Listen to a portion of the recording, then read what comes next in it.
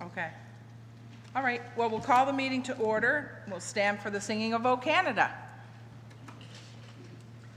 O Canada, our home and native land, true patriot love, in all our sons command. With glowing hearts we see thee rise, the true north, strong and free. From far and wide, O Canada, we stand on guard for thee.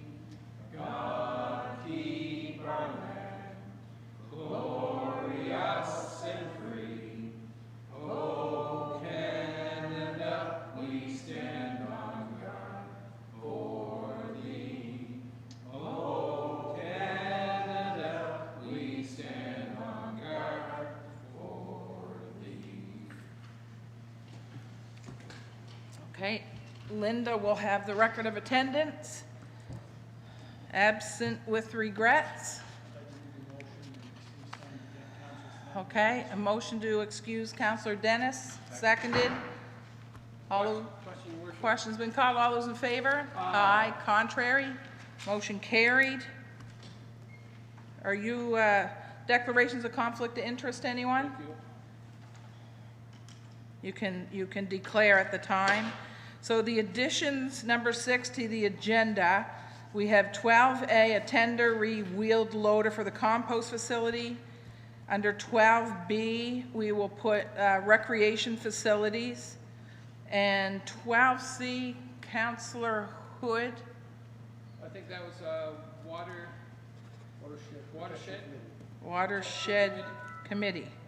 Okay, go ahead, Deputy. And thank you. Maybe to be noted on the record, communities in bloom with the judge's visit and some concerns from Councillor Cleveland. If we could put that on there, just so we don't forget. So 12D, communities in bloom. Get an update at that time too, Councillor. That'd be great. Okay. Councillor Hood, we added the Watershed Committee. We put that as an addition. So I have 4 additions. Is there anything else? Move we accept the agenda with the additions, Your Worship. Okay. Moved and seconded. Discussion? Question's been called. All those in favor? Aye. Contrary? Motion carried. So we're looking for approval of some minutes. The public hearing we had on June 14th. Moved and seconded. Discussion? Question's been called. All those in favor? Aye. Contrary? Motion carried. Town Council, June 14th. So moved. Moved and seconded. Discussion? Question, Your Worship. Question's been called. All those in favor? Aye. Contrary? Motion carried. Committee of the Whole, June 27th. So moved. Moved and seconded. All those in favor? Aye. Contrary? Motion carried. And Town Council, June 27th. So moved. Second, Your Worship.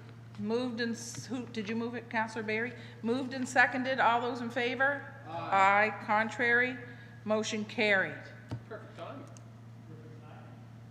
Isn't that something? So we have some guests in the audience as well. I don't want to embarrass Pierre here, but Pierre is one of the new owners of McDonald's, and he has offered coffee for our meetings.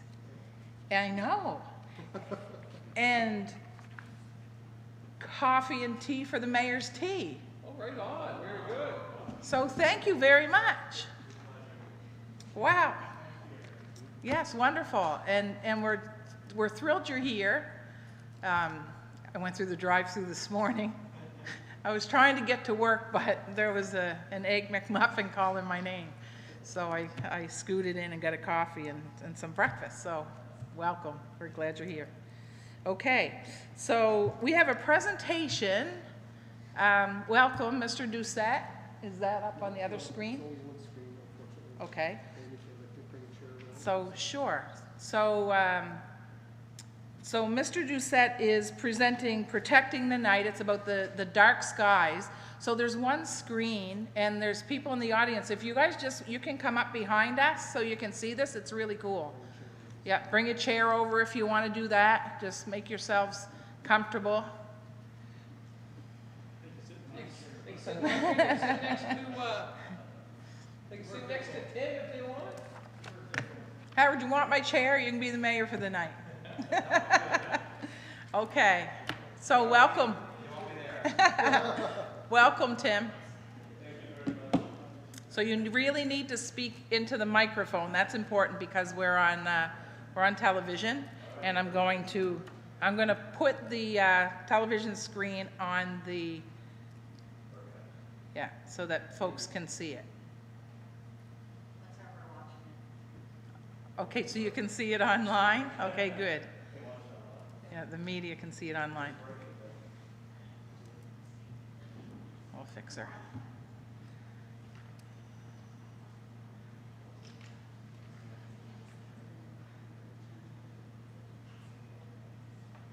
Perfect. Madam Mayor, delegates, thank you very much for letting me speak to you tonight.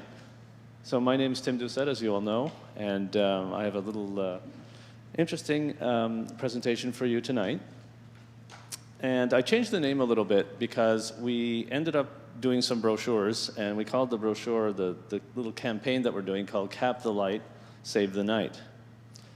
So, as you all know, you may have heard about the Starlight Foundation. I'm going to start there. The Starlight Foundation is an organization from the Canary Islands, and they're basically backed by several organizations, the International Astronomical Union, UNESCO, and their mission is to give people the right to view the night sky. That's their whole purpose. They have different certifications that they provide for different, there's different certifications, and they basically give those certifications to areas of pristine dark skies for different reasons. Say you wanted to have a starlight, tourist area. There's a designation for that. There's a certification for that. And there's a number of them. There's 5 or 6, I believe, now. One is like a Starlight hotel, which one of our, the Trout Point Lodge has received. So in 2014, our region, Yarmouth, Clare, and Argyll, were designated the first Starlight tourist destination in North America. And we're only the 4th in the world to receive the full, both designation as a tourist destination and as a Starlight Reserve. So what does this really mean for our region? Well, first of all, it's unique to North America. We're the first ones to have it. So that's a big deal. Starlight experiences can be created and basically given to tourists that are coming from around the world. It's got a lot of economic impact. Starlight tourism is basically, it's a very new thing, and it's something that they're just starting to kind of reap the benefits of. This can help connect our communities together. So basically, it's not about one community, one municipality. It actually takes everybody for this to work. If not everybody's involved, you might as well forget it. And this honestly amazes everyone. And if you want a little bit of proof of that, Brain Trust Marketing was hired by the Yarmouth Acadia Shores Tourist Organization to conduct basically a 5-year marketing and communication plan for tourism. And what they found was that the stars is basically something that is unique to our area here in Nova Scotia. So that's a big deal. And I think it's very good that we could be able to leverage that in different ways. Not everybody, for example, would be, somebody would want to go to Quinnen to look at the stars, but not everybody wants to stay overnight in Quinnen. I mean, a lot of people want to come back into town and stay in their nice comfy hotels. So that's just a little aside, but it's many people actually, most people that come from away that are coming off the ferry actually go into Quinnen, do their thing, and then go back and stay overnight in town. So appropriate measures really need to be put in place for us to protect this, what we have. Another proof as well, just as my own doing, I guess, is we've had about 1,000 visitors in the last 2 years that we've had this observatory project going. And we've actually had to turn people away. And we're still having to turn people away because we take small groups and it's very kind of a private session, of a small group of 10 people. And people are asking, well, where else in our area can we do, look at the stars and where can we go? And we're trying to point them to different areas, but there's no real experiences, with the telescope and everything that we have now. So there's room for growth, a lot of room. And I'm very willing to help, businesses in the area. The way I see this panning out is we train people to, run Starlight tourist operations and, help existing businesses to incorporate Starlight Tourism into their own business. Say if you had a, like for example, at the lighthouse, I've been working with Jonathan to try to have a, kind of a supper and then, stargazing afterward, talking about the lighthouse and that sort of thing. So that's the kind of stuff I can see happening.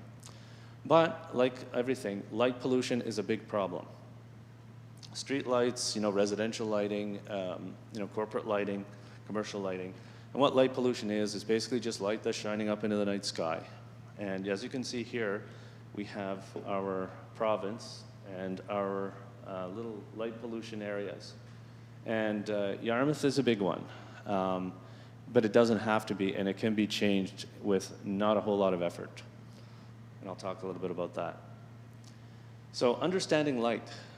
The 4 things you need to know about light is you need to have the right color, you need to have the right brightness, you need to have the right shielding, and you need to have it timed correctly. These 4 little things are a huge, huge advantage. Light, for example, the color of light makes a huge difference to the environment and to our own health.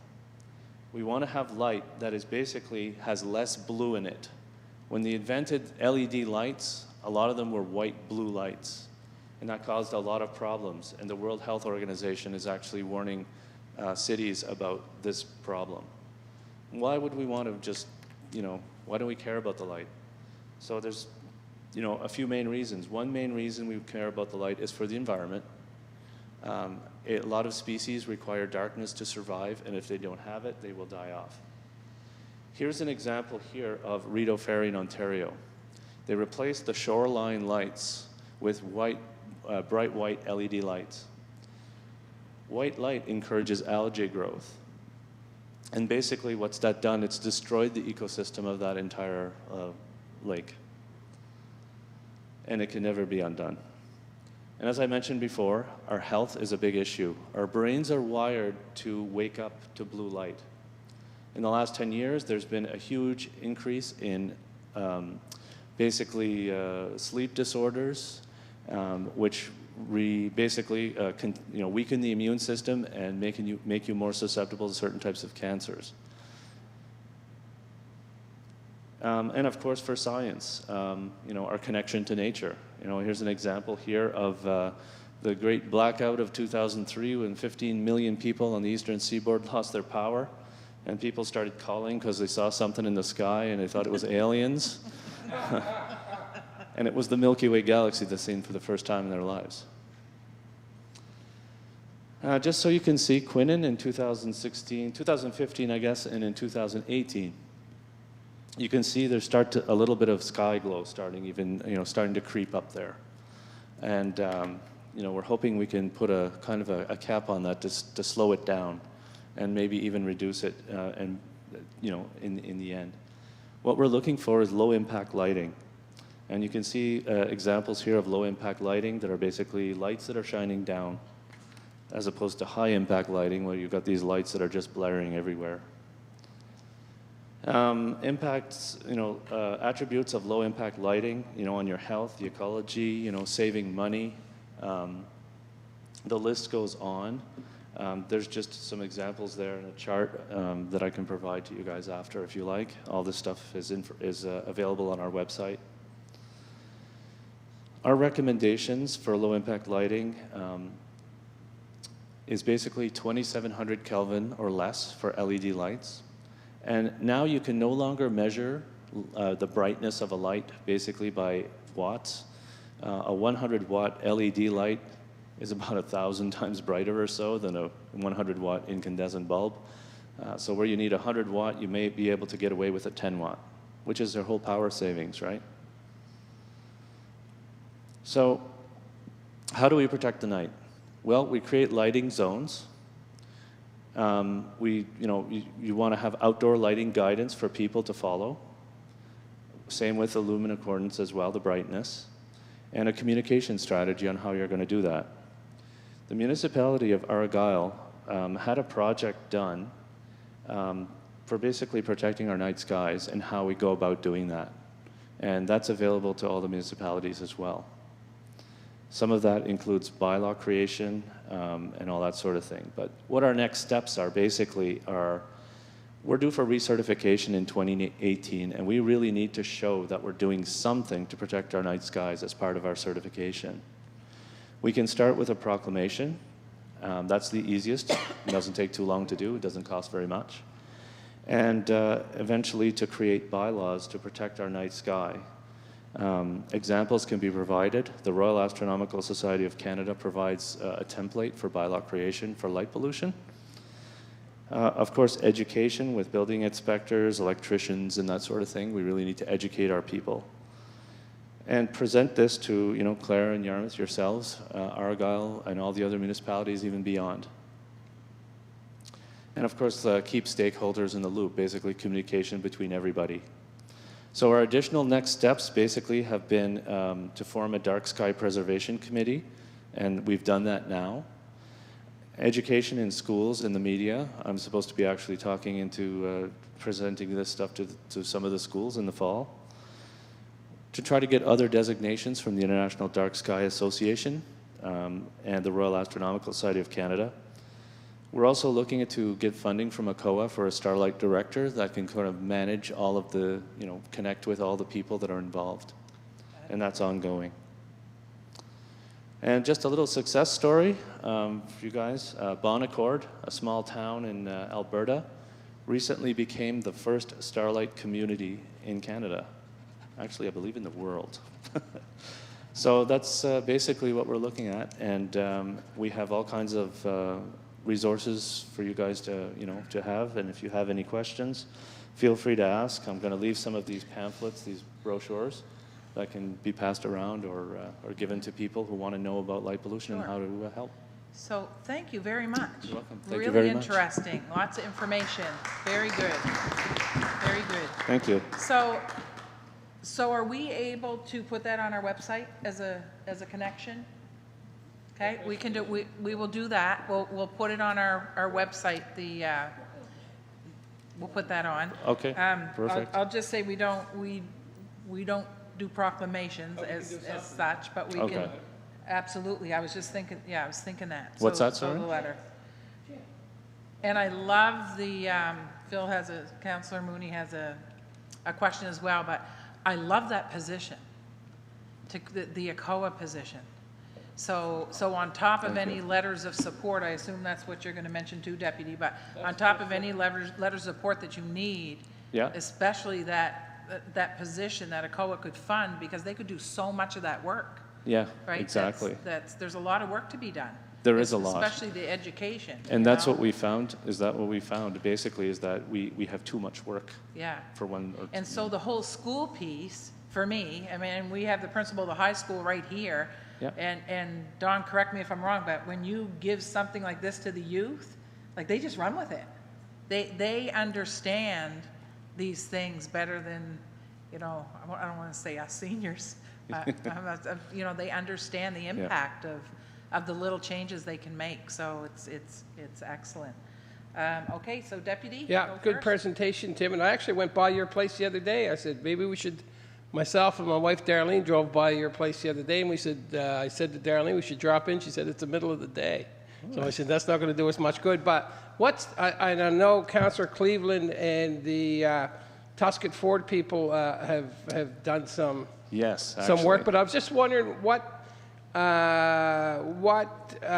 like between a household or commercial institutional, is there a breakdown there? Like, you know, if most of the light pollution is commercial institutional, or is it, what can a household do?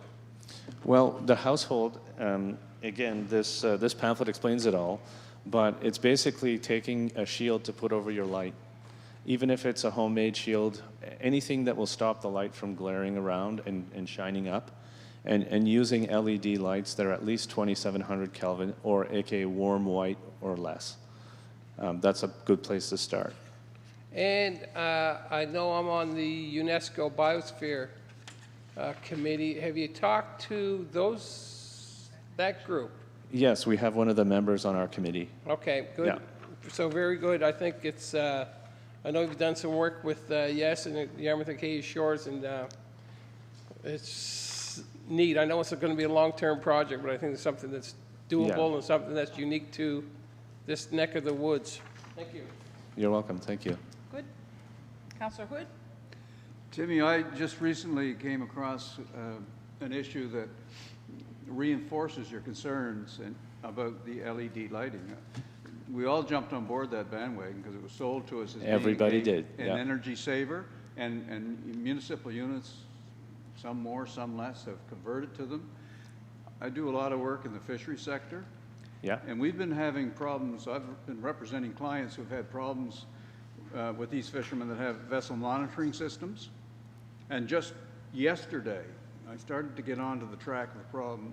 I met with some experts in Halifax, and what I've discovered is these LED lights create what the electrical industry, or the electrical, I'll call it electrical industry. I should really call it the nautical side of it, selling VMSs and track plotters and all this and that, is they're very noisy. Absolutely. And that means, that's in their language, they create a lot of electrical interference with other devices. Yes, they do. And so what's happening is, I've had clients that are being charged by fisheries with alleging that their VMS systems are not on. The problem is the LED lights are interfering with the transmission of the signal from their units. It's not the problem of the fishermen. And we've only just, there are a lot of other problems with these LED lights, and I wanted to highlight that tonight. I just got that figured out today. I talked to a guy in Florida, and the LED lights that we've loaded up our houses with, the towns and all that, are maybe not the best thing for us to be using at all. They're not. And the industries are starting to jump on that bandwagon, especially in the U.S. They're switching over to, back to the quote, I won't say that they're still using an LED light, but it's a different type of LED light that's more of an amber color. That's easier on the eyes. Shielding is and the shielding is flat. Yeah. Yeah. Okay, thanks. The phone just rang, and somebody's going to get some good news, and somebody's going to get a case drop for Oxford on Tuesday. And Good. and we learn all the time about these things. I had no idea. It took 10 years for the industry to catch up, once the, and especially in the medical field, they've found the problems that LED lights are causing. Not just LED, but white, warm, blue lights are causing. Well, that's why when I work in the night and I get away from the computer, I can't see anymore for about 10 minutes. Yeah. Okay, good. Thank you very much. Thank you. Oh, go ahead there, Councillor. Tim, first off, fantastic presentation. Thank you. Thank you. As chairman of YASTA, I can kind of reaffirm that this is a huge untapped industry that's just waiting to be here when it comes to skylight tourism, and that there's an enormous opportunity here for all of us to do very well with this. And it's something that really is attracting kind of the movers and shakers, those who are the ones who are on social media doing the tours and that kind of thing. These are the experiences that people are looking for. And so it's really huge. And some of the shots that we've been getting because of the darkness out your way, and they're just amazing. It really is. So this is something that we definitely need to do more with. So congratulations. Thank you. I think it's something we take for granted here. Extremely. But all over the world, people would flock here. They know what we have. They flock to see it. Out So of it's all good. out of the 1,000 people that I've entertained, 65% have never seen the Milky Way until My like dear. they walk out the door. Imagine. And How Wow. many people, so you did say 1,000 over the last couple of years. yeah, Do you know what the breakdown is? Like maybe people that live in the Yarmouth County or the surrounding area compared to like Americans or somebody from Ontario? yeah. Or, that way? Most of the people are coming from away, from the U.S., Germany, Australia, for a different view of the night sky, right? And we've actually, this year has only been really when we found that we've had more locals this year, which is great. I think the word is starting to spread. Yeah, It it is is. too. Yeah. Good. Thank you very much. Thank you very much for your time. Good job. You're gonna leave those cards too, right? Yeah. Good stuff. Okay, so there's no business. Summer, there's no business. Okay, so reports, council advisory reports. Go ahead, deputy. Thank you, your worship.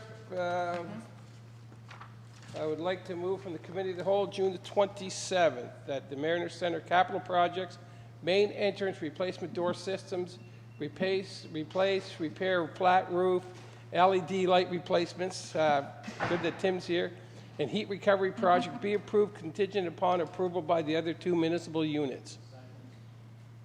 Okay, so may I ask a question? So, That came, the other units, we're only doing what the other units, okay? So, I think one did There one was- and maybe one did two, but Well, that was the motion from the committee of the whole. yeah, yes, I think there was one unit that okayed one of them, one unit that okayed two, so we just had to find out which one it was, and then we moved forward with that. Yes, that's I think right. it was the LED lights, Yeah. I'm almost And positive. I think the other one might have been the Yeah. roof repair. I guess I don't want people to think that, I mean, we agreed to do all four. But Yes. we're not, we can only do what, Yeah. what we're sharing. What we So- share, that's So that's right. good, okay. Yeah, it does.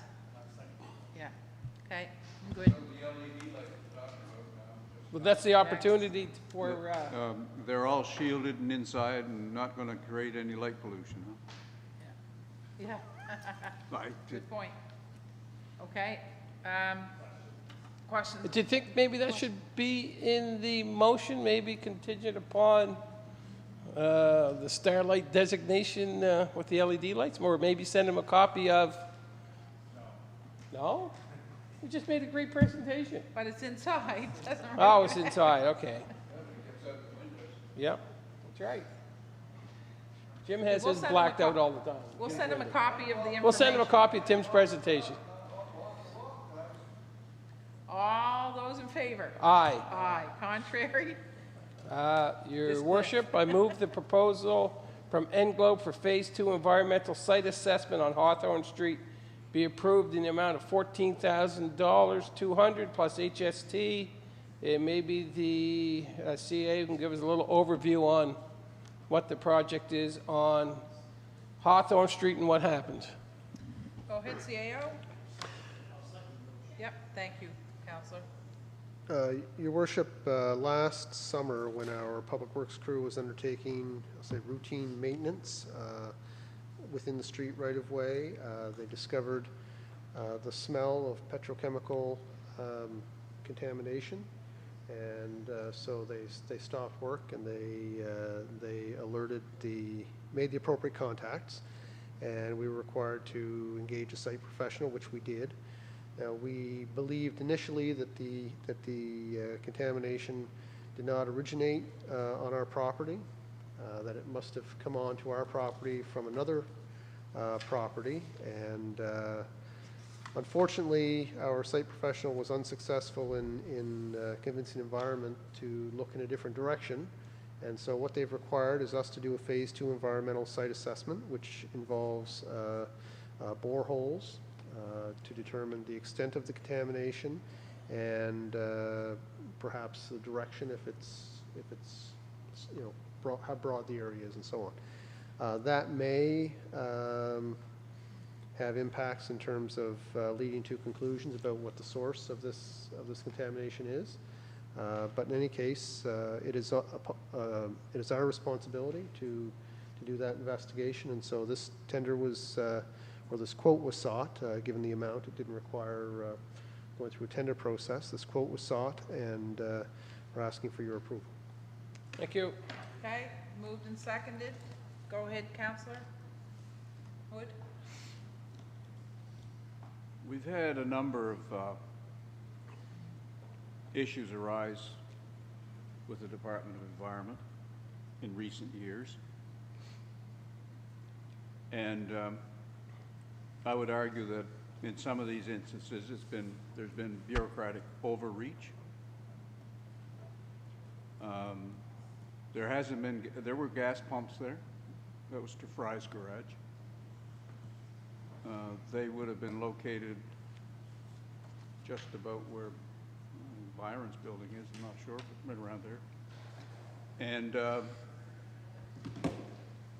if there's any residue, it's been more than 40 years since there was anything above ground there that could generate hydrocarbons. It's likely, if there are any residual hydrocarbons there, they're from that source. I don't think we ought to go chasing adjacent landowners, but on the other hand, this is such a ridiculously small amount of, I take it there was no observable pollution, just the smell? I can't say definitively. Yeah. Well, you know, sometimes if an inspector, instead of following the rule exactly as whatever the legislation says, use some common sense, you might not have to spend $14,000. How much is it? 14,200 plus HST. $14,000 on another environmental study. I'll bet you we've had to do various studies at the landfill, at Lake George, all in all now, we're closing in $500,000 in these kind of things here in the last 4 or 5 years. And it's great for the consultants. I don't think it's great for the environment. I don't think we're going to find a whole lot there. I think we could have completed our work, covered it up, and nobody would be worse for the wear. So what could happen if we didn't do anything? Another $800 fine? A lot cheaper than doing this. Go ahead. So I had some concerns about, similar to what the councillor has articulated on two fronts. One is that it seemed to me that it was fairly obvious, given the history of some of the nearby properties, that it was likely an after effect of their previous uses with gas pumps on site. That was not compelling enough for environment to draw a conclusion.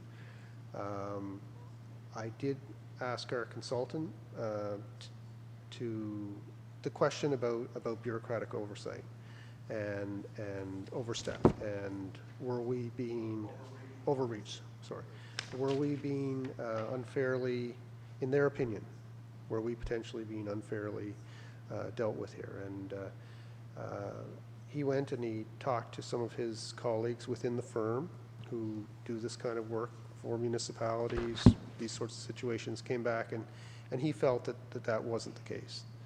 They felt it was not the case. Okay. That was their advice to me, and I took that, took some solace, I guess, in that if that's their opinion, then and they're independent, mind you, they stand to gain a little bit here from the contract, but that was a concern, and I felt like it was an honest answer,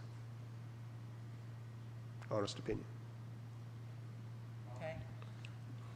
We Go had ahead. that recent experience when we went down one of these roads, and our consultant hired another consultant who quoted an expired section of the Fisheries Act when talking about salmonoids and so on and so forth. And I had to straighten everybody out on that one.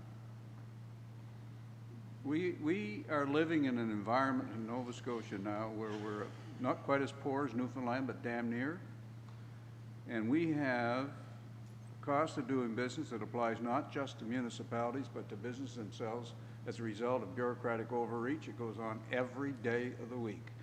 We've created a system of governance which allows inexperienced, unimaginative inspectors who don't take or exercise any the kind of discretion they could exercise within their mandates, and they dictate orders to us that become law, some cases following what are only federal guidelines and not law, and converting them to law within Nova Scotia by making orders under our Environment Act. It's ridiculous. However, we have to do what we have to do, I suppose. I don't like voting in favor of this. It just strikes me that there's no way to fight back other than they made an order, right? We didn't give any consideration to appealing it. Maybe we should start appealing it. Just maybe. I'll say maybe on this one, and I'll vote in favor of the motion, but I'll do so very reluctantly. Well, On the idea that maybe the next time we might look at that. so do you want to say that the next time, or do you want to say it this time? No, Cliff, I was going to say, I'm going to support the motion, Cliff, but if you want to vote against the motion, that would send a signal. Well, it's either going to go, either the motion goes through or it doesn't, right? You know what I mean? Radical. That Jim's radical. Radical. Does, I'm missing what you're, yeah. I just want, because you got a good point, I just want to know. No, I'm going to support the motion, Yes. and I suspect that Cliff could be the only person, councillor, not supporting the motion. Yes. That would send a signal. To whom? One, to the Department of Environment. It won't, because either a motion passes or it doesn't. It's either a council, it doesn't count. He won't, what he says won't count. I understand that. Are we sure of that? I'm positive of it. Okay. It isn't, we're involved in something that I believe should be discussed in camera. We're talking legal positions here and relationships with the Department of Environment. Okay. It's one thing for me to make a speech about it. It's another thing for us to act on it. I think that we need to have a discussion in camera and get some advice from the In light of solicitor. that, Your Worship, I'll withdraw the motion, and maybe we can put it on the next committee of the whole? Did somebody second it?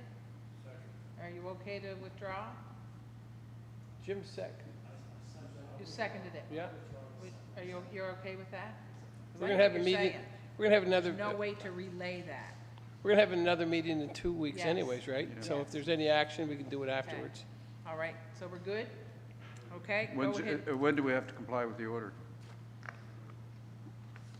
And I don't take have it it's in not front of within me. the next 2 weeks. Okay. We'll So figure what? it out. Just an $800 fine? And Your Worship, I need your light off. And if you're finished, I need your light off. Thank you. Okay, go ahead, Deputy. Your Worship, I move that the request from Yarmouth Development Corporation for a plaquing program in the original Business Improvement District be approved in principle, subject to referring this matter to the Heritage Advisory Committee, requesting a report from them with a recommendation as to how the town should proceed. Moved and seconded. Any discussion? All Questions? those in favor? Aye. Contrary? Motion carried. Your Worship, I move that staff be directed to develop terms of reference for an accessibility committee. Moved and seconded. Is All those that going to be, are people, members of the public will be involved in that? Okay, okay, good. Yeah, so staff does the terms, and then we go out and see who wants to be on that committee. Okay, Yeah. good. Okay, all those in favor? Aye. Contrary? Motion carried. Go Your ahead, Worship, I Deputy. move staff be directed to begin preliminary discussions with our municipal partners on upgrades to the Milo Boat Club. Moved and seconded. So I have a question about that one. because the question came out of when we did this for the committee of the whole.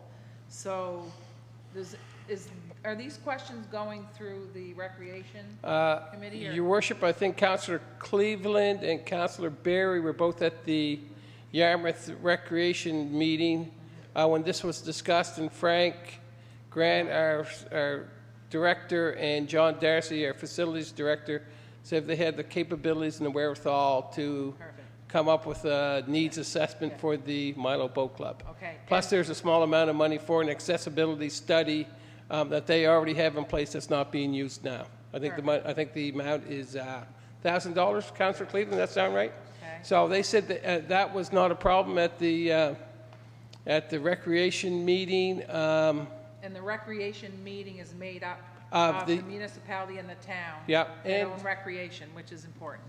And Kevin was also there. Kevin was also there. Yeah. So that was, if I'm right, Kev, I'm not far off. Yeah. Yeah. So they said they have the capability to do that. We'll interview you later about that. Yeah. Question, Your Worship. Okay, questions called. All those in favor? Aye. Contrary? Motion carried. Good stuff.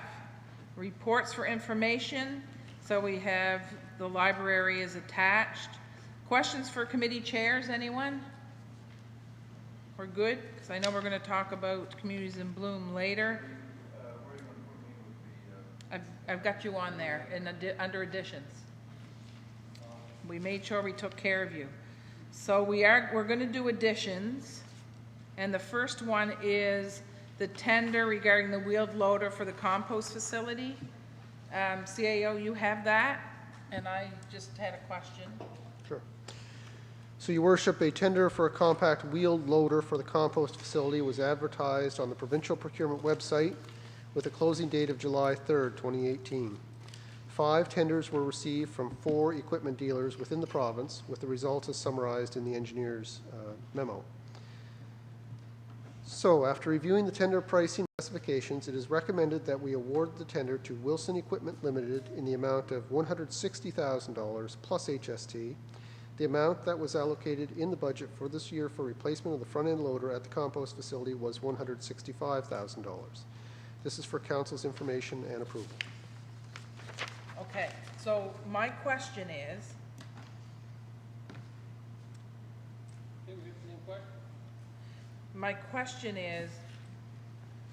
is it apples to apples? So did everybody send in the same size? I just understood somebody may not have sent in the right size. Right, so I know we had a question arise from one of the bidders. Yes. About size of the loader. Let me say that none of the tenders were fully compliant with the tender specifications. The specifications were very detailed, so the engineer looked through each of them in detail. Specifically, the 4 cheapest. The 5th was kind of an outlier, and felt that there was no reasonable prospects of awarding to that vendor. So looked in detail at the other 4, and he went as far as 4 because the 4th lowest is actually a product that is sold and serviced in this community, and so he took particular interest in having a look at that one. So looked at the 4 least expensive out of 5, and again, none of them were fully compliant. So I spoke to the engineer about what were the issues of compliance with the lowest price that he recommended. And the issues of compliance were largely things like he specified an amp meter within the vehicle. In this vehicle, there's no amp meter, but there is a warning light that comes on. So the operator would have knowledge of that sort of thing. Well, there was no. Right, and so there were a few examples like that. I have it here, so let me be specific.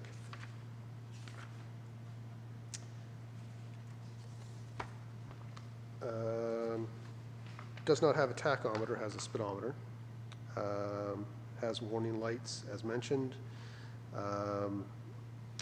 The most, let's see, there was a specification for a return to dig feature that was not available on the $160,000 loader, but was available on the other loader that they specified at an additional $18,000. The engineer's opinion was that feature was not worth that additional price. So again, it was picking the best value for money for the town in the town's interest. There was a slight difference of 1,000 pounds, so 19,000 pounds for the static tipping load, meaning the load that would be in the bucket that caused the rear wheels to go up was specified at 19,000 pounds. This one has 17,956, so a difference of 1,000 pounds. I don't know that we'd ever get 17,000 pounds of compost in the size of the bucket that's specified. So that he determined not to be a significant factor. The weight of the vehicle overall was a question. With the quick release, quick attach piece as an option that was selected or was specified, the vehicle does meet the minimum weight requirement of 29,000 pounds. So again, in the engineer's opinion, looking at the variations from the tender specification with this vehicle versus the variations in specification and prices of the other vehicles, on balance, his recommendation was this was in the town's best interest. And you know, we are mindful that there is a dealer in town who we have in the past purchased equipment from and leased equipment from, and we support and we appreciate having them here. At the difference in price in this case of an additional $30,000. Now, mind you, their machine was bigger, and in fact, it was above the size that was specified. Remember, Okay, I think that was my question. Right. Did they all respond with the same, and they responded with something bigger than what we asked for? Bigger than we asked Okay, for that's- in physical dimensions as Yeah. well as the engine size. Okay, so that's And so the difference. I guess to keep in mind, we're operating this vehicle inside a building, and you know, it is higher, it is longer, so a larger, perhaps I'm guessing maybe a larger turning radius, larger motor that we don't need. Again, we would like to support the local, that's without question. But on balance, the engineer's recommendation is the least expensive of the 5 vehicles submitted at $160,000. So I had some conversations. Yeah, I just wanted to make sure what, you know, we're doing what we said we're doing. Okay, so, go ahead, Councillor Wood. So one of the, it was unclear to me, so is there a quick disconnect or not a quick disconnect on the unit that's recommended? Yes or no? Yes. There is a quick disconnect.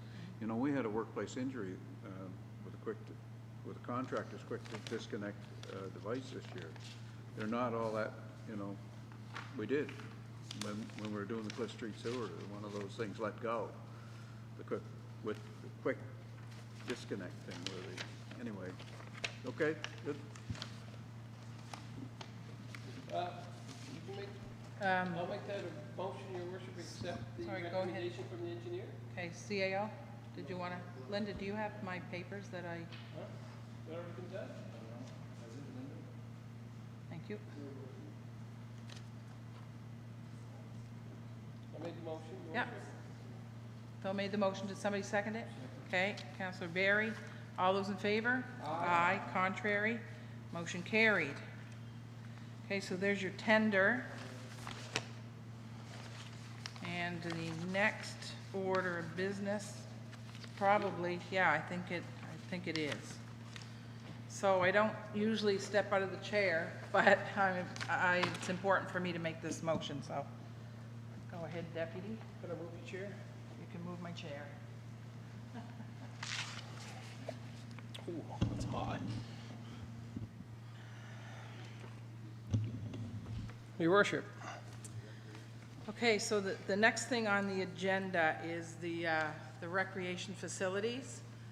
And I want to make this motion, that the mayor, deputy mayor, and CAO be tasked with inviting our partners, the municipality of Argyle and the municipality of Yarmouth, to take part in a conversation in an effort to take steps with regard to the Mariner Center and/or Aquatic Center and/or recreational needs of our community.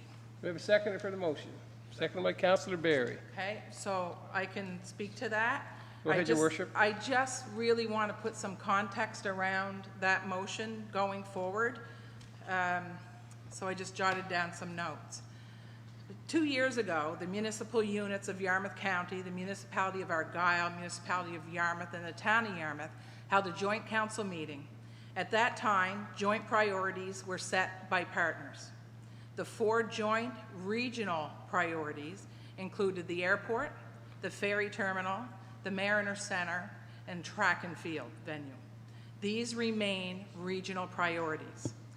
On top of the regional priorities, and I think this is where we get mixed up a little bit, individual municipal units also have their own priorities and projects.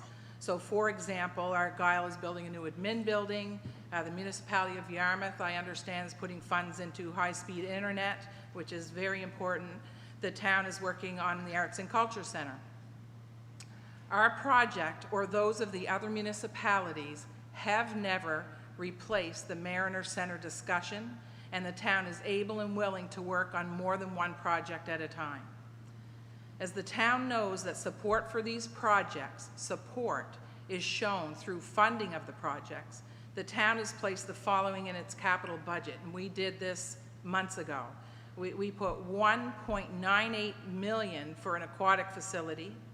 We put $132,000 for curling, which is not a brand new facility, but it's funds that count.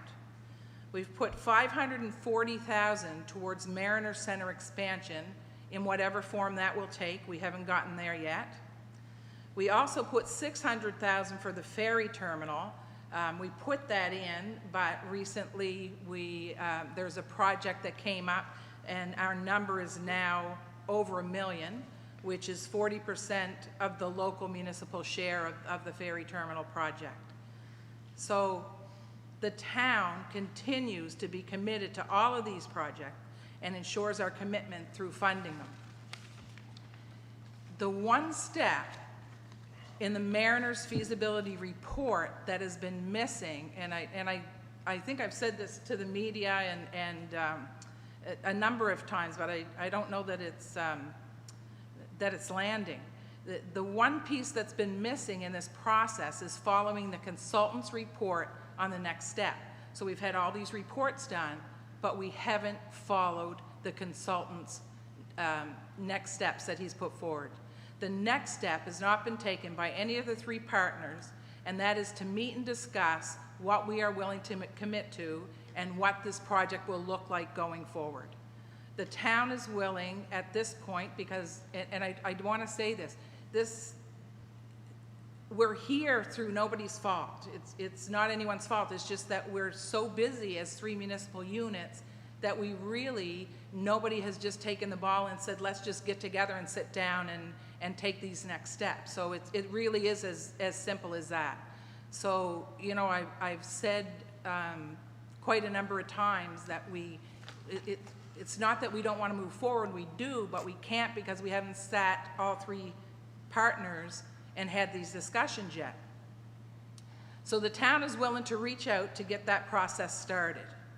To this end, the town of Yarmouth is taking steps which will include the motion made by council tonight, tasking myself, the deputy mayor, and the CAO to invite our partners into a conversation regarding these next steps that are clearly outlined in the consultant's final report. Those decisions that we'll have to discuss before anything else can happen, they include, but they are not limited to the following, and I'm taking these right out of that consultant's report for next steps. We have to sit together and determine if the project is a priority that should be pursued at this time. We have to determine if it will include the curling club, which would represent a majority a major change in the municipality's current funding practices. We have to determine if the municipalities wish to pursue a partnership with the YMCA. And those are not my words, those are the words of the consultant, Feasibility Study Final Report 2017. So these steps haven't been taken, and of course, after we have that conversation, more steps, of course, will come out of that discussion that we have with our partners. So I really hope that this clarifies the town's position. I know that there's so much going on out there that things get lost in translation, but we have never moved our priorities. We have never put, I'll just say it, we've never put Art Center in front of Mariner Center or the other way around. They are where they have been for the last couple of years, and we can certainly work on more than one thing. So I hope it clarifies the town's position. We look forward to continuing for the town with both the regional and the local projects. We won't put a halt to the local projects, including the Arts and Culture Center that we're working on now, because we want to ensure the strongest community for our citizens. And you know, I know that everybody at this table is excited about the next steps. So it's a right step, I believe, in the right direction to get those conversations started, because I think the community has been waiting for someone to step up and say, let's talk. So we'll do that. Thank you. Thank you, Your Worship. And maybe a question to the CAO. If a member of the community wants to look at the feasibility study, is that available on our website or could be available on our website?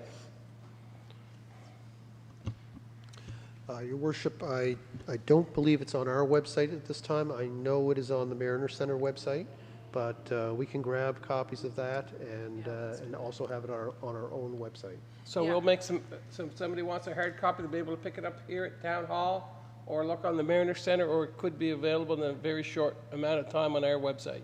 Yeah, I didn't mention hard copy, but we can put the electronic copy. Okay, there. yeah, okay. Yeah. Good? Yeah, it's really important Oh, to... sorry. Excuse me. yeah, go ahead. Your Worship, Linda just advised me, always a step ahead, that in fact it is on our website under the report section. Okay, good. Thank you. Good. So under report section. Hey. Okay, good. And you know, and it's important to read it so folks understand that, you know, there are steps that have to be taken. That I think as a community, we all want the same things, but we have to follow the process. So so that's where we are. So I'm good. Any questions for Her Worship? Good? Hearing none. Question's been called. All those in favor? Aye. Aye. Contrary? Thank you very much, Your Worship. Thank you.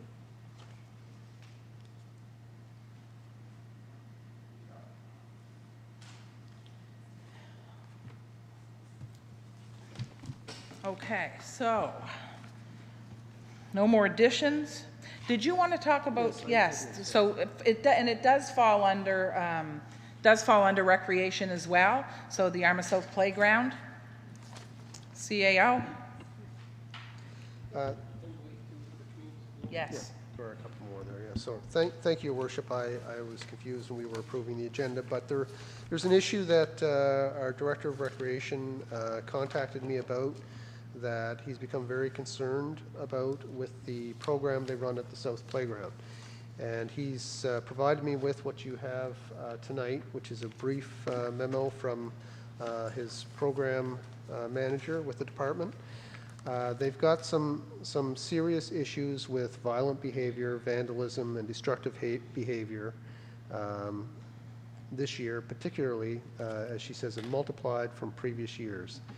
It's become such an issue that they have a great deal of difficulty actually delivering the program that is promised to the kids who show up for the program.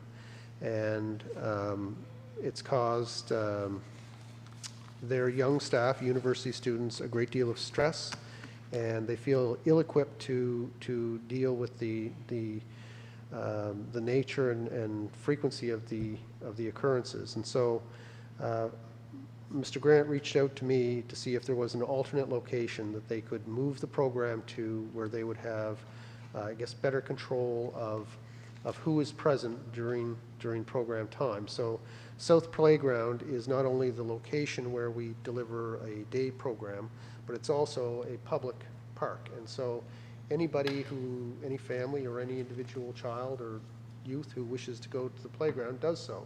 And so they're delivering a program to a specific group of kids within a broader playground with many other people present, and that is the crux of the problem. So they've asked about moving the program to South Centennial School. He did make a contact with Todd Muse, our Parks and Facilities fellow, to have a look at the facilities to determine if it was in fact appropriate. Could he deliver the program there? They feel they can, and I know council feels that we should at this time, as long as we have that school, use it. And although we haven't been terribly successful in that for other reasons, I did mention to Mr. Grant, because of the nature of these problems, if this is the solution for the balance of the summer, I would support his recommendation to move the program. And I bring it to your attention this evening because I know to some people this program has been a traditional program at the South Playground location, and I would hope that we would be able to return it to that location in the future. But at this time, this summer, it appears to be too many issues to be able to successfully deliver the program. So rather than cancel the program, I'd say move it within the community to a more private location, the former South School, and see if we can be successful there. It's information, but I would entertain questions. Yeah. I mean, I'm good with it, but are we just going to tell Frank to do that, or? I've told Frank I would bring it to council, and unless there were objections raised or concerns that he and I hadn't foreseen coming from the table, that he should start to move forward with that plan. So unless there are questions or concerns, we'll stay the course and look at moving the program. But I do have a question. Do they only require the outside? Do they need any access to the inside of the building? So he would like to, excuse me, he would like to be able to use the former, I'll say, multi-purpose area or former gymnasium within that as an indoor space, as a base of operation.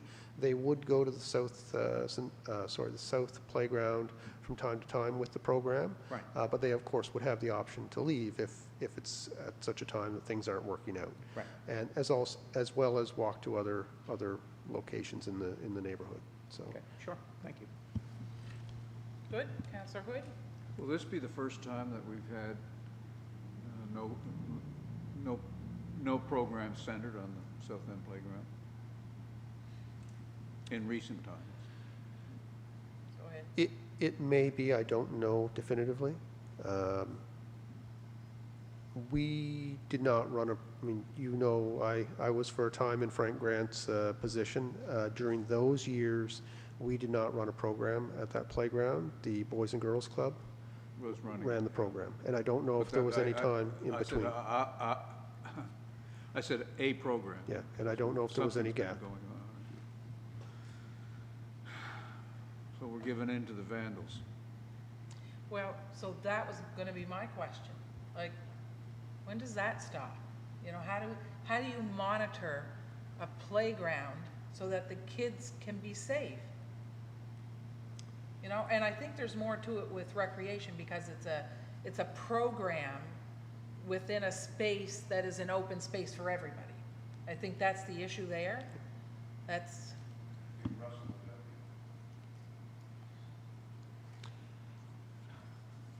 Go ahead. My question would be washroom facilities and all that stuff would be allowed per day?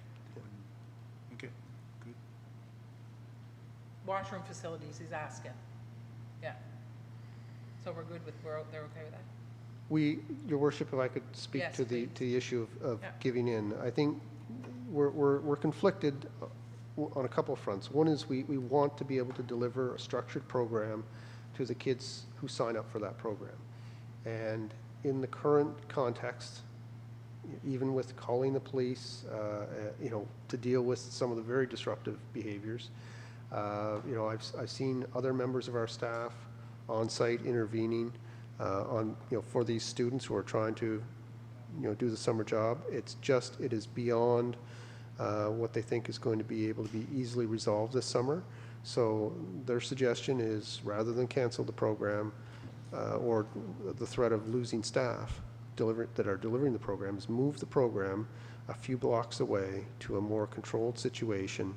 And at the same time, you know, we'll have to deal with the issue at South Playground, right? The vandalism and the behavior by other means, for now. Yes. Yeah, and I'm okay with that too. It's more than just a playground, by the way. The Broadbrook sign is completely, seriously. Okay, so we're good. Do you need us to do anything with that? Okay, thank you, CAO. All right, Councillor Hood, you had a, I do, Your Worship.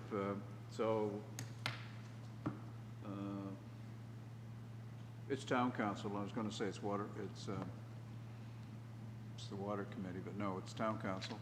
So we have a Lake George Watershed Protection Advisory Committee, and the advisory committee was active in an active mode to update and had been revisiting the existing terms of reference up until the time of the former chair's passing.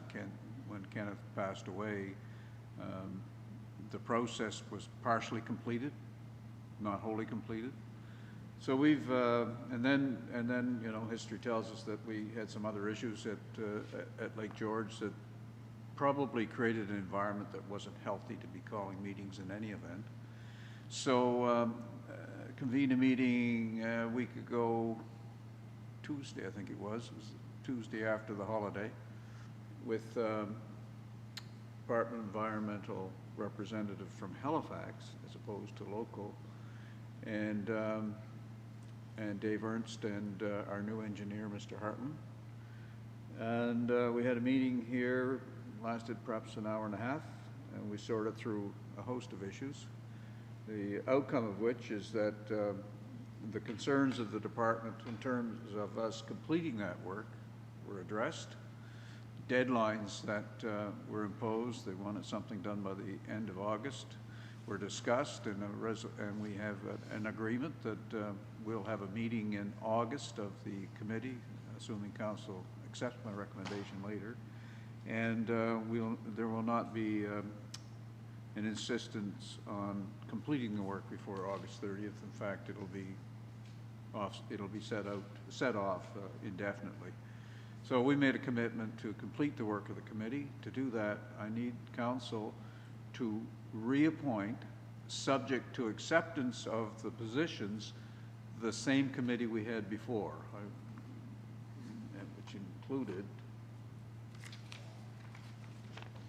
on the website, here you are, you're one. Councillor Phil. I have a David. question about that. Do you mind? Yeah. So, Well, I haven't quite, well, here, let's get it on the table and then. yeah, okay. I want to reappoint the committee so that it can complete its work, because it sat and had hearings out in Lake George, and we do not wish to redo that. And we don't have to, as a result of the meeting I've had. Okay. And, you know, we don't want to open up, be careful what I'm saying here. We want to complete the process, which Yes. was ongoing and needs to be completed, and the Department of Environment has had a concern about it not being completed. And there were complications that we all know Okay. about. Therefore, we've reached an agreement as to how we can process forward, and one of the things we need to do is to reconstitute the committee, because under our own terms of Okay. reference, they've expired. All right. Okay, moved and seconded. So my only question was, can you just reappoint a committee? Do you have to, or do you have to go out and ask? We are what I'm saying is we're reappointing the same, we're reconstituting the committee with the same members it had before. Yeah, and I'm asking, can we do that? Yes, the answer is yes. Okay? Yes. I didn't know if we had to go. Well, I'm a dictator, I'm sure we can. No, seriously, a good question. Yeah, no, I just wanted to make sure nobody says, why didn't anybody ask? But we can do that, so And legally some we're of, good. many of these members of the committee are members of, say, the Department of Highways and that, and they rarely attended, but they do have ex officio status on here, so we want to go back to the same committee so that we can complete the work, and then I'll bring forward revised terms of reference, and there is some provisions for the council actually to form a new committee in a different format. It's not the time to do it now with the work half completed.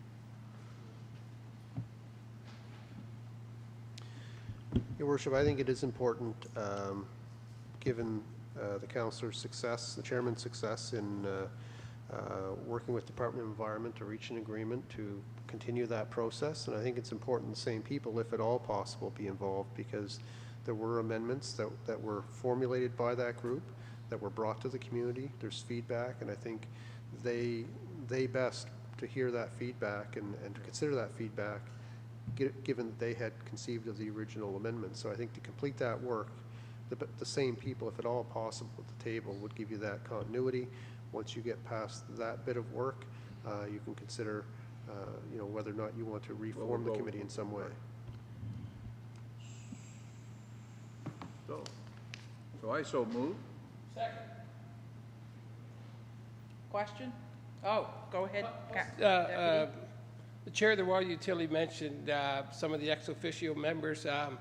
Even though the Department of Highways is a member, or Transportation Infrastructure, they were very active or proactive in some of the recommendations that came back from that committee, re-signage and some of the road work at one end of the lake. So even though they might not be at some of the meetings, they've been very helpful in out in the Lake George area on road work and some signage issues and some ditching and a couple other things. So they've been very helpful out there, and any time that we've asked them to do anything through the committee, there hasn't been a problem. Good point, Yeah. Worship. Okay, question? All those in favor? Aye. Contrary? Motion carried. Thank you. Okay, Communities in Bloom. Go ahead, Councillor Cleveland. Thank you, Your Worship. A couple of things I want to mention. The first one is that, as usually happens around this time of year, the three judges from Communities in Bloom National are going to be coming here to look over the area and to judge us. We're in a particular category. That's happening next week. They're arriving next Thursday. They're taking a walking tour with Dave Solos, a driving tour with Dave Warner through the Friday. It's going to be a very busy Friday next week. And then on the Saturday, they're going to give their final debriefing breakfast and then head off from there. I'm going to be pushing that on social media. We have done a bit before, but just a kind of an encouragement to everybody to kind of clean up their areas and make everything look appealing for these judges who are here to kind of, they judge many different things, but it's a look of a community, it's the spirit in the community, which we have ample of. The changes that we have done last year was pointed out very strongly. The judge who was here last year had been here before and was so impressed with what we've done with the facade program and other things as well. But just the change in the outlook of the town in the last 5 or 6 years. So this is always a very important thing. And as we are hosting the National Communities in Bloom Symposium the next year, it would be very nice if we could win an award, which would also be very nice, because we have to host the actual showcase dinner in Alberta, which happens during this year's National Communities in Bloom Symposium, and that's in late September. So it'd be very nice that the area, Yarmouth, who's trying to encourage these delegates to come, would win something there and be there to accept it. So that's the first thing. The second thing, and kind of segues nicely into what we're doing with Communities in Bloom and encouraging people to clean up their area, and it was just brought up a few moments ago, is vandalism. We have had almost a ridiculous amount of vandalism in the last little while. It seems like a burst of it has happened. I have here pictures, and there are ample of them, of different vandalism that's happened in the last while that was supplied to me by Todd Muse, the Parks and Facilities Supervisor, who's growing considerably frustrated. Here, you take a look at this. You know those, the last meeting we did, the new backboards we put at Central School, already been vandalized, to a degree at least. Well, Yeah, they've been torn down. One of them has been. I just signed that check this week. Yeah, facilities, you know, waste paper facilities, or the garbage facilities, the big ones that we have, and they're not cheap, getting smashed in. People running around. There's been a burst over the last couple of weeks, and by the way, Todd wrote a letter to Michelle Lacroix, the staff sergeant here in town, to ask for eyes out. But it looks like the same people or persons are going around marking areas of the town. We've had broken trees. Those trees aren't cheap. They're $800 a go when we start redeveloping. We've had vehicles go down the sidewalk, knocking the trees down as they go. I mean, there's a lot of stuff happening here. We've had damage done to Frost Park. We have it all the time, as a matter of fact, and you know that. You put up the Christmas lights, people can't wait to go down there and cut those wires, or smash the fountain, which happened in November. There was some damage done to the fountain. It's just gotten to a point where it needs to be addressed somehow. I plan to send some of those pictures to you guys, the media, and I'd like to, if I could bother you with that, it would be nice to have, you know, something brought up to the paper and to the radio as well. But it really is something that we need to look at. I have no idea what we do about it, other than have people be aware of it. I know that when it comes to the markings, Todd was hoping that perhaps we could get Crime Stoppers and offer some kind of a reward, because it's become enormously frustrating for him. You know, you work to keep a place nice, to make it better, and this is what happens, and it's a really sad state. Wow. That's what I have. Go ahead, Counselor. I want to second what Wade is saying. On my walk about town, I've noticed a big increase this year, more so than last year, Wade, of the bad things happening around town. And I feel badly for the homeowners, and of course feel more than badly for our town. Also want to say that I'll be working with the two Daves on next Friday to make us look good and hopefully make them feel good about us. Thanks very much, Wade. Thank you. You make everybody feel good. It's all good. Okay, so what should we do? put stalks up in center town and a supply of rotten apples to throw at them. Idiots. They frown on that now. Go ahead, Councilor McLeod. I think Wade has said it and represented the problems well. I mean, we have media here, and now it's more of a story than ever before. I mean, I go behind the old high school, and I travel south, I travel north, and I see all the garbage containers all marked up. It's a shame, really. But you've explained it well, documented well there, so I'm not sure what more we can do, but the community is now officially aware from our point of view. Thank you. Okay. Thank you, Counselor. Have to find a way to get a few of these kids into court and shame them. They have no shame. They don't, Oh, yeah? they just don't You make care. them go clean those things with a toothbrush. That'd probably be against their rights. The only way they got those rights is from the current Prime Minister's father. Well, then they must be good rights. Okay, so we've done all the additions. Approval of invoices, please. Second. All those in favor? Aye. Aye. Contrary? Motion carried. Date of next meeting is August the 9th. Do we have anything on camera? We finished? No, don't think I did. You good? You need to? Oh, I'm good. Okay, so are we good? Is there anything else we need to go on camera Jeff, for? I need to talk to you about this. No? No? There's nothing there? Okay, so motion to adjourn. Good stuff.